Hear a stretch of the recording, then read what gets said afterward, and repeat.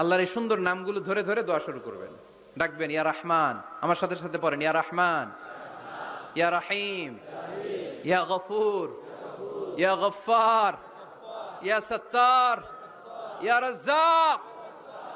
আল্লাহর এই সুন্দর নামগুলো ধরে ধরে যদি ডাকেন, ওই দোয়া কবুল হওয়ার সম্ভাবনা বেশি না কম? আরো জোরে, বেশি না কম? এরপরে দোয়ার মাঝখানে যদি চোখের পানি ফেলতে পারেন, ওই দোয়া কবুল করে নেয় কে?